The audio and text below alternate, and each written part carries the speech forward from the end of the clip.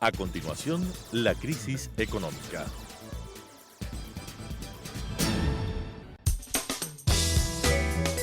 Clasificación B, bajo supervisión de un adulto.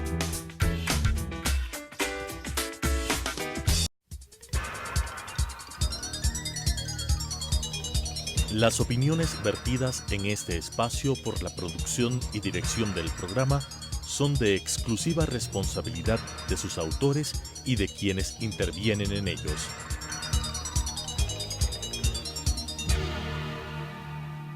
Telesucesos Canal 29 UHF presenta La crisis económica, asuntos de tipo económico, financiero, fiscal, competitividad, sector externo, cómo restaurar los equilibrios macroeconómicos del país, cuáles son sus soluciones para restaurar no solamente los equilibrios, sino iniciar la recuperación económica que todos los ecuatorianos queremos en este país, con la conducción del economista César Robalino Gonzaga.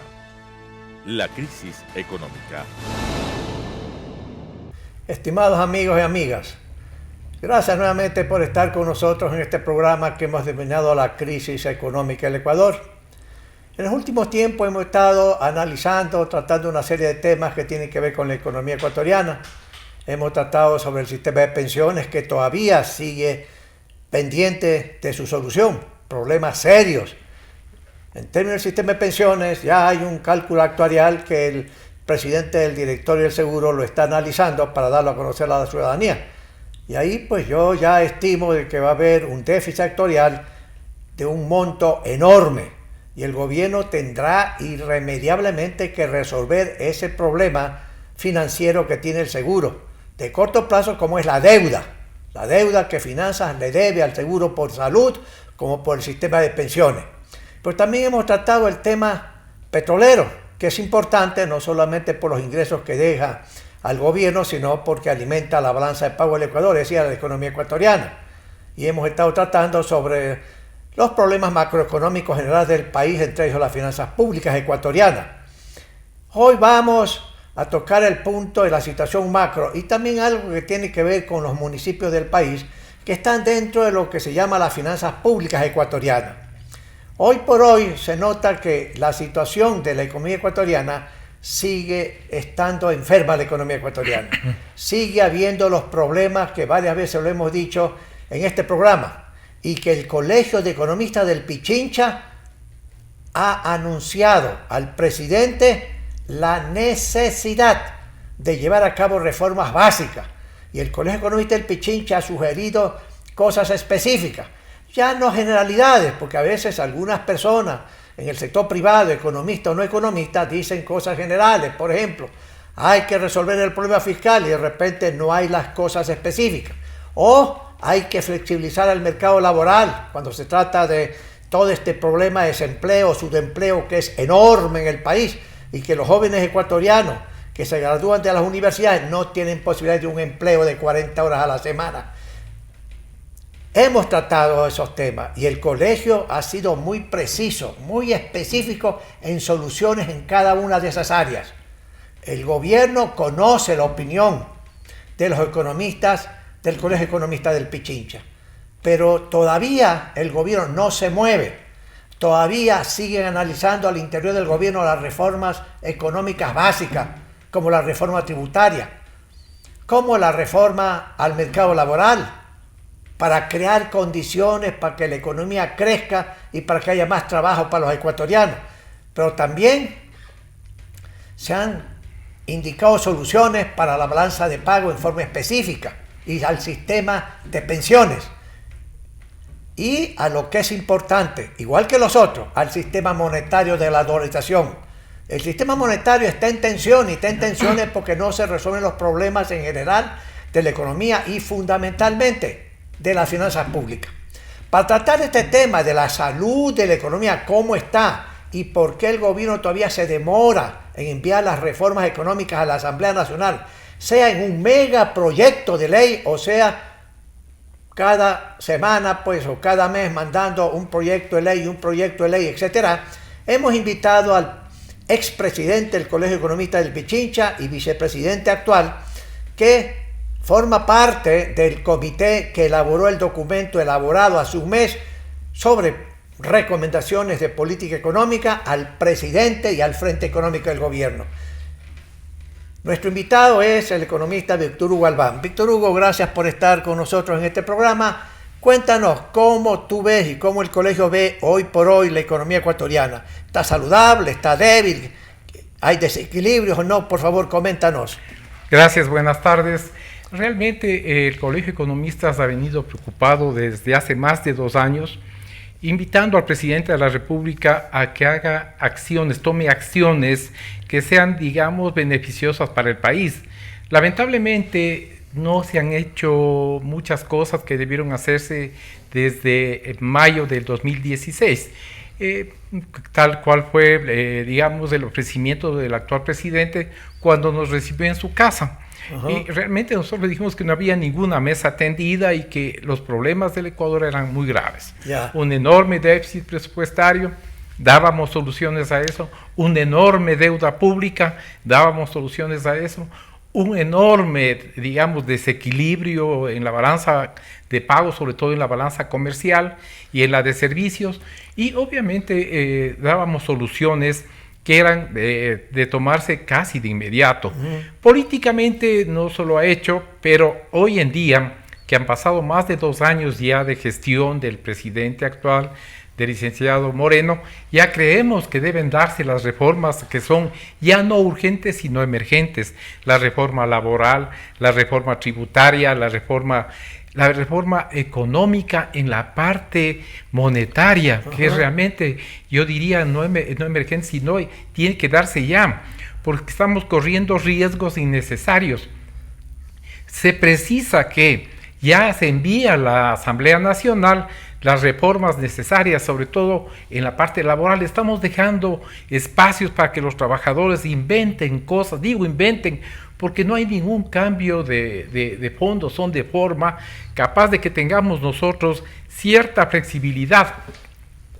El Ecuador no es un mundo aparte, es un todo del mundo, y al decir esto, tenemos que trabajar 24 horas al día, porque aquí mientras es las 3 de la tarde, 5 de la tarde, 8 de la mañana, uh-huh, en Europa es la noche o viceversa. Uh-huh. Entonces, que tenemos que buscar mecanismos de contactos comercialmente, mecanismos de contacto económicamente, financieramente, monetariamente, y aquí tenemos, digamos, una camisa de fuerza en la parte laboral que no entienden los trabajadores, que tenemos que ser más amplios y buscar mecanismos de mayor seguridad con empleo más seguro. Si flexibilizamos, si podemos dar la oportunidad de que el inversor venga y busque mecanismos de dar empleo a través de la flexibilización. ¿Será que no podemos hacer entender los analistas las ventajas que tiene esto, puesto que no se toca al que ya está trabajando, sino uh-huh, son los nuevos mecanismos de empleo? Es urgente las reformas que tiene que mandar el señor presidente. Señor presidente, yo sé que nos escucha usted. Este programa es muy escuchado porque sabe que no hacemos política, sino que estamos hablando técnicamente. Ya, por favor, ya es hora de que envíe a la Asamblea, individualmente o de forma macro, como decía el economista César Robalino. Nosotros estamos buscando mecanismos de solución económica para el país. Es responsabilidad del Colegio de Economistas. No sé qué pasó en los años anteriores, y que juzguen a quien tienen que juzgar, que no hicieron por la sociedad absolutamente nada. El único colegio que debía estar llamado a proteger a la sociedad ecuatoriana, y eso es importante. Y lo que digo en la flexibilización laboral, digo en la flexibilización fiscal y en la parte monetaria. Hemos mandado nosotros soluciones, no solo críticas, señor presidente, hemos mandado soluciones, y soluciones concretas que hemos mandado por escrito. Alguien cercano a usted ha dicho que nadie ha mandado. Hemos hecho llegar por segunda ocasión al señor asesor de la presidencia, indicando que cuáles son las soluciones que el Colegio de Economistas desea y quiere implementar en el Ecuador, que son básicas y que son indispensables en el actual momento socioeconómico del país. Bueno, Víctor Hugo, el gobierno se demora en enviar las reformas básicas. Uno dice, algo está pasando. Naturalmente, como son reformas profundas, no son simples parches de política económica. Naturalmente que es serio, el tema es serio, pero ya lleva varios meses que están analizando cada una de las reformas, comentados por supuesto por el señor ministro de Finanzas actual, que es el director del Frente Económico. Pero algo pasa. ¿Será posible que tal vez como una explicación de que como una serie de grupos humanos están pensando en hacer huelgas parciales, huelgas totales, los indígenas también están promoviendo un paro, etcétera, etcétera, y los indígenas han decidido quitarle el respaldo al presidente y al gobierno nacional? ¿Será que están ellos calculando el efecto de esas manifestaciones para ver si de repente a las calles del Ecuador, en Quito por ejemplo solamente salen 1,000 personas, 5,000, y de repente si salen 1,000 o 5,000 dice, bueno, pues sencillamente no hay realmente una manifestación masiva, a menos que salgan 50 o 60,000 personas en las calles de Quito, por ejemplo, como para que el gobierno se asuste? Pero será posible que a lo mejor se demoran tratando de calcular el efecto que puede tener las manifestaciones en las calles del Ecuador con todas estas anuncios de que se anuncian huelgas aquí, huelgas allá. ¿Será esa razón por la cual se están demorando y esperan ver qué es lo que va a pasar en las manifestaciones para tomar la decisión? ¿O por qué crees que se demoran? ¿Por ineficiencia? ¿Por ineptitud? ¿Por qué cosa?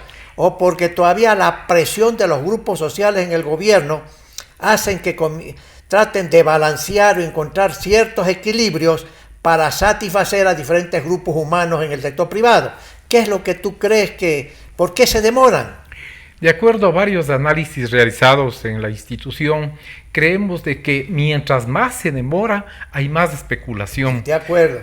Crean más desconfianza, ¿no? Porque se inventan, ¿no? Hay analistas que dicen, no, si es que la Carta del Fondo Monetario Internacional manifiesta esto, está en inglés, yo he traducido el inglés técnico, cuando nosotros sabemos que la carta es una sola en inglés o en español. O sea, en la medida en que se demoran más, el ajuste tiene que ser más profundo. Así es, y obviamente da, digamos, pábulo a mayor especulación. Ya. Entonces, como no hay la suficiente sociabilización por parte del gobierno, por parte de la presidencia de la República, esto significa mayor especulación, porque de los reclamos que hacen los trabajadores, que hacen los sindicatos, que hace la parte social, no tienen asidero, porque realmente lo que se especula es que va a haber aumento en el IVA, lo que se especula es de que va a haber cambios radicales en la reforma laboral, cambios radicales, cuando realmente son ajustes que son indispensables. Que haya o no cuestionado el Fondo Monetario, que haya o no sugerido o haya condicionado, eso es lo de menos, pero son necesarias para el desarrollo socioeconómico del Ecuador. La reforma laboral, la reforma fiscal, la reforma monetaria, etcétera. Mientras más se demore, más conflicto va a tener el gobierno, porque es más especulativo. Los trabajadores hace un mes hablaban menos, pensaban en ver cómo soluciona. Hoy están hablando de huelga, mañana estarán hablando de un paro o de una huelga nacional. Señor presidente, mientras más se demore, mientras su frente político no tome decisiones que ayuden a la economía del Ecuador, más conflicto va a haber interno en la parte social. Pero ahora también todo este atraso crea, Víctor Hugo, más incertidumbre en los agentes económicos, sean internacionales o sean nacionales. Por ejemplo, hay 2 o 3 cosas muy simples en las que los mercados dicen algo está pasando, pues uno ya no entiende al gobierno. Por ejemplo, las pensiones de los colegios y de las escuelas privadas. Creo que hace 2 meses, algo así, la persona encargada del Ministerio de Educación autoriza el aumento de pensiones para el próximo periodo lectivo, ¿no? Escolar, para colegios privados, etc. Y claro, en función de eso, porque los colegios privados y las escuelas privadas sencillamente también son un negocio que tienen, pues pertenecen a determinados inversionistas, ¿verdad? Respetable, digamos, actividad privada. Pero la ministra dijo, aumento las pensiones en tal porcentaje.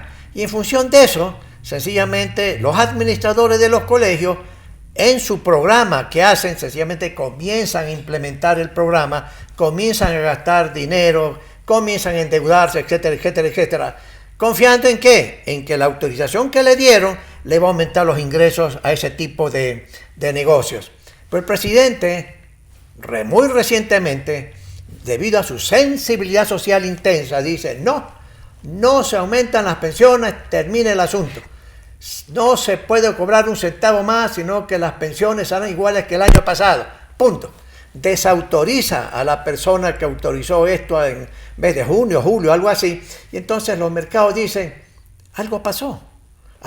Y claro, todo el gremio de colegios privados dicen, señores, yo no puedo devolver la plata, etcétera. Pero ese es un tema, por ejemplo, de incertidumbre. El gobierno toma una decisión, y la ministra debe haber tomado la decisión pues, en términos de gobierno.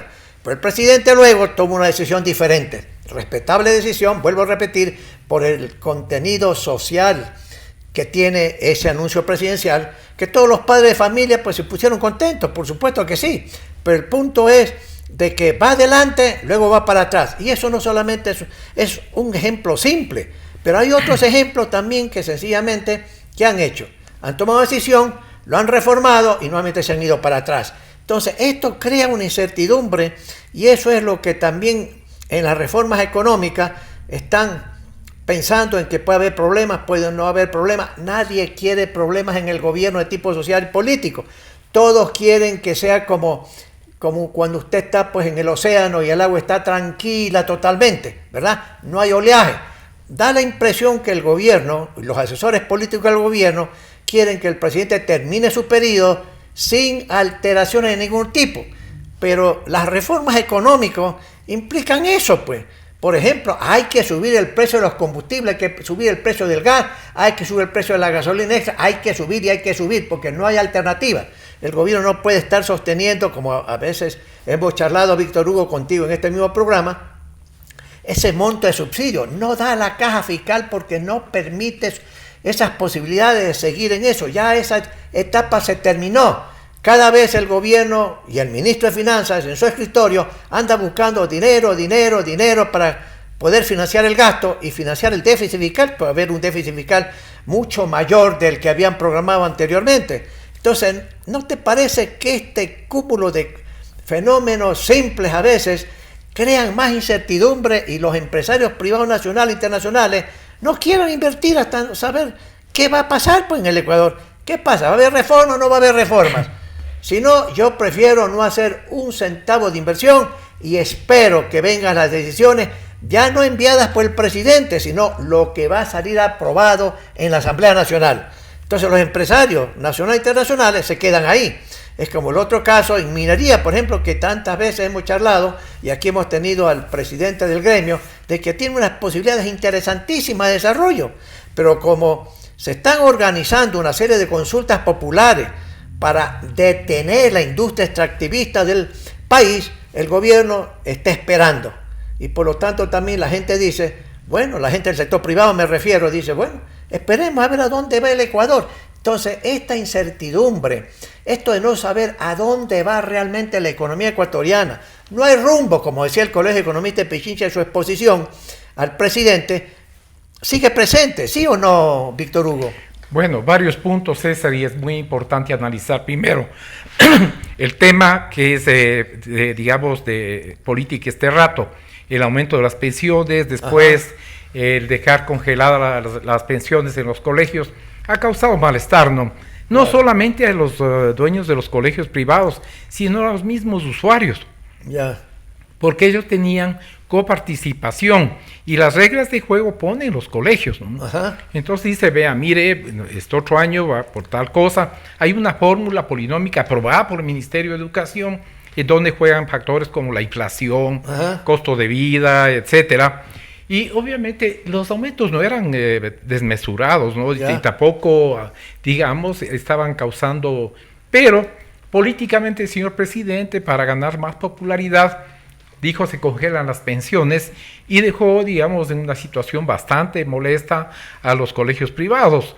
Asunto que socialmente golpea, porque ¿quién va a un colegio privado? Es porque puede mantener a su familia, a su hijo, en un colegio privado. La otra parte muy importante que tocas tú, César, es el tema de la parte de minería.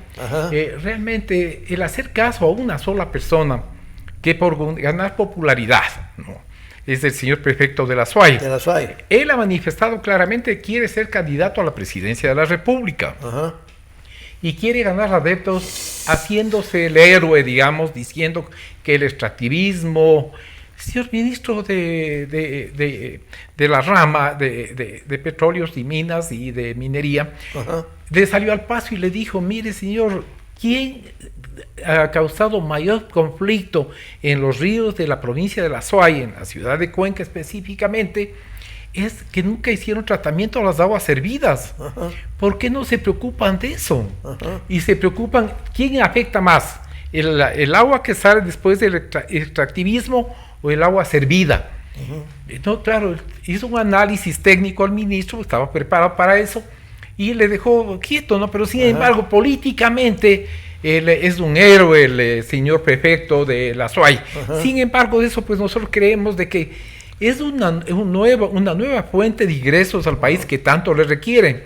Estamos hablando de que cada vez el señor ministro de Finanzas tiene que hacer obras de magia, es un mago para la economía, porque se sigue gastando lo que no hay. Ajá. Y él se sigue endeudando, recurrió al Fondo Monetario, ha recurrido a bancos internacionales, ha hecho ventas de bonos, ha emitido bonos de diferente estilo y tema y digamos de contenido y valor. Es un asunto que le desespera porque función del ministro es conseguir que haya dinero en la caja fiscal, pero no le ayudan porque todos los proyectos que es para recaudación de alguna manera, el rato de los ratos se tira para atrás, porque Ajá. socialmente o políticamente no le convienen al presidente de la República, pero tiene que haber algún sacrificio. No puede seguir subsidiando la gasolina en casi 4,000 millones de dólares al año. No puede seguir subsidiándose el gas. Alguien me decía, el subsidio del gas es alrededor de 900 millones anuales. Pero, digamos, sea lo que sea, si sumamos la cantidad de subsidios que hay, veremos que si se baja, no el 100%, porque puede ser un golpe que de efectos contrarios, pero sí comenzar por algo, por una parte que sea, digamos, un 20, un 30 o un 40% de retiro de subsidio. Eso va a beneficiar a la economía sin golpear al bolsillo de quien menos tiene. Y quienes reciben el bono de solidaridad, el bono de la pobreza, o como quiera llamarse, se puede también aumentar una parte de subsidio del gas, por ejemplo. Ajá. Pero aquí se subsidia a tenedores de piscinas, a gente que tiene muchas cosas de gas, muchos artefactos de gas. Sobre todo, hemos visto de análisis socioeconómicos que la parte del valle, sobre todo la parte de Cumbayá, Tumbaco, la parte de Sangolquí, donde hay esas casas preciosas, todas tienen piscina y todas son calentadas con gas doméstico. Eso es un subsidio, digamos, a la riqueza, un subsidio que no viene al caso este rato en el país porque se requiere de ajustes que son indispensables si queremos salir del marasmo económico que tenemos este rato. ¿Ya? Ahora, fíjate, también hay temas que yo digo son aciertos del gobierno en materia, por ejemplo, de integración internacional. Por ejemplo, está en marcha 2 ideas y 2 propuestas que el gobierno está manejando. Primero es la Alianza del Pacífico. Hay reuniones aún. Esta semana ha habido reuniones aquí en Quito con respecto a ese tema, la Alianza del Pacífico. Y naturalmente ese grupo está formado por países como México, como Colombia, Perú y Chile. Ecuador se agrega y quiere agregarse, integrarse como socio total, no como observador. Eso es positivo porque habría mercados en México, por ejemplo. Naturalmente que sencillamente la negociación en una mesa va a durar. Pero eso es positivo, igual que el inicio de acciones con el gobierno americano para sencillamente hacer un tratado de libre comercio, como se quiera llamar, también con Estados Unidos. También es positivo porque el gobierno. Pero, Víctor Hugo, la última pregunta que es, en estos par de minutos que nos queda. Cuando uno habla de finanzas públicas, habla de todo el sector público, no financiero. Ahí están los municipios, los consejos provinciales. Si el gobierno central tiene problemas graves y serios, también los tienen los municipios del Ecuador, por ejemplo. Y ahí está el municipio de Quito. Hay algunos municipios que han sabido manejar mucho mejor la escasez. Por ejemplo, el municipio de Guayaquil, que fue bien administrado por el señor Nebot, pero tú tienes ahí, que ahora está Cintia, en que el 30%, no más, es gasto corriente y el 70% es inversión en la ciudad. Aquí, en cambio, de acuerdo a la información que se da por parte de algunos analistas de la ciudad, dicen que es todo lo contrario, que hay un porcentaje enorme de las finanzas municipales en Quito que son gasto corriente, burocracia aquí, etcétera, etcétera, etcétera, y poca inversión, o tendrán que endeudarse, o decirle al gobierno, dame más plata porque ya no me alcanza mi plata. ¿Cómo ves tú este asunto del municipio de Quito, por favor? En un par de minutos que nos queda. César, muy importante la gestión que el Colegio Economista está haciendo frente a las finanzas municipales. Hemos pedido hasta por escrito una reunión con el señor alcalde de la ciudad, el señor Yunda. Lamentablemente no hemos sido recibidos hasta ahora.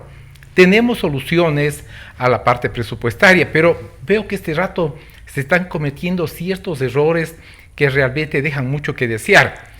Si nosotros analizamos brevemente el presupuesto y en gastos, por ejemplo, el gasto de $12 millones en publicidad y propaganda por parte del municipio, es totalmente adverso a lo que está haciendo el señor alcalde, cerrando todos los servicios de salud.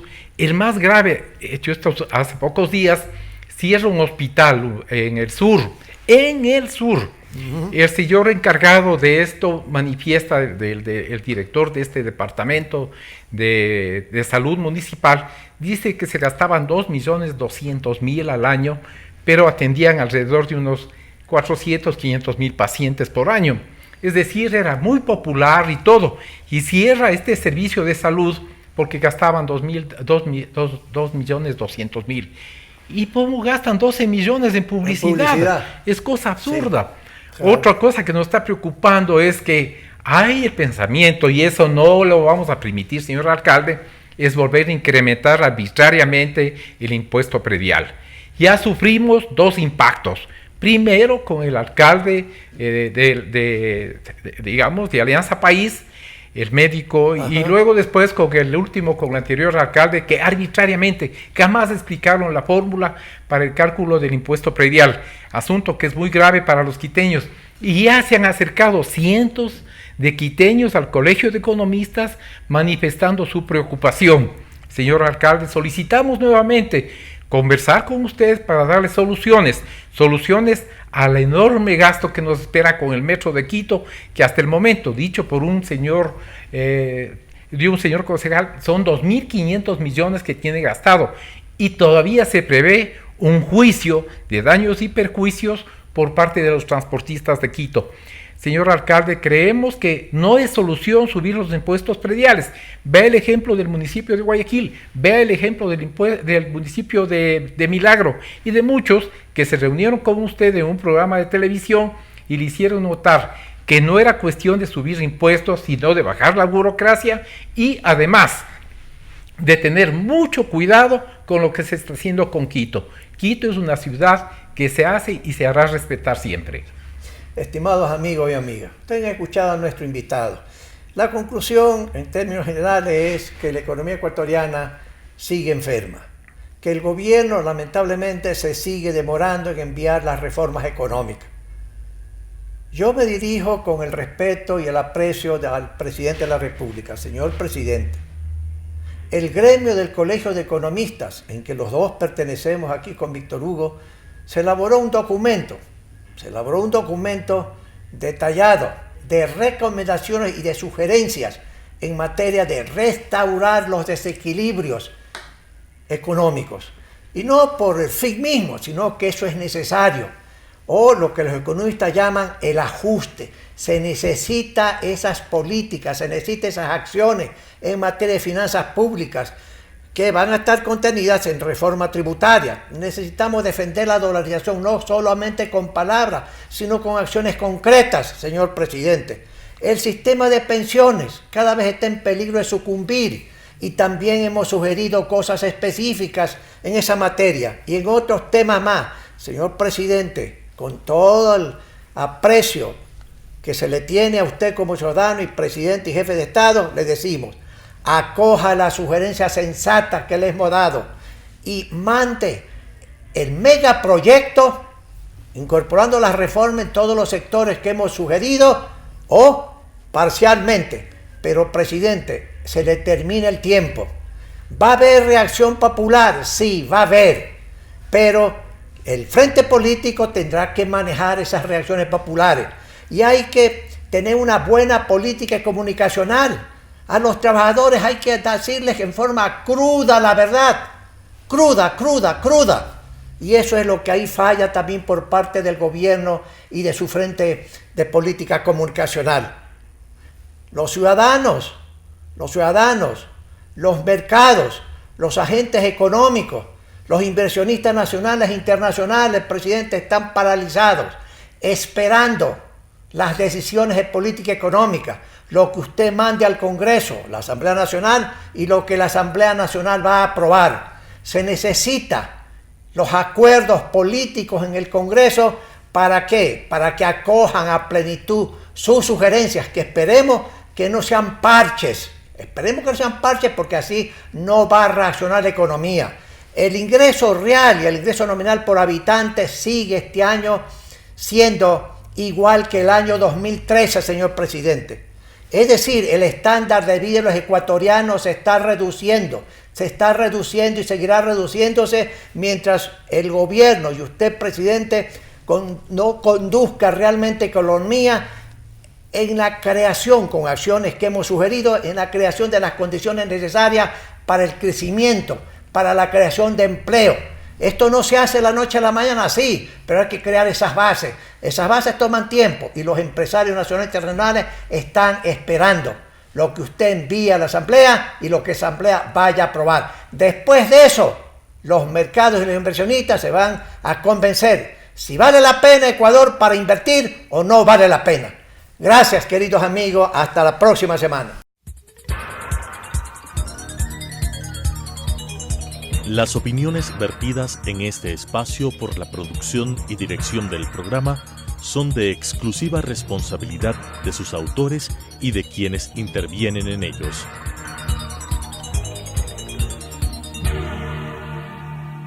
Telesucesos, Canal 29 UHF presentó La crisis económica, asuntos de tipo económico, financiero, fiscal, competitividad, sector externo, cómo restaurar los equilibrios macroeconómicos del país, cuáles son sus soluciones para restaurar no solamente los equilibrios, sino iniciar la recuperación económica que todos los ecuatorianos queremos en este país, con la conducción del economista César Robalino Gonzaga. La crisis económica.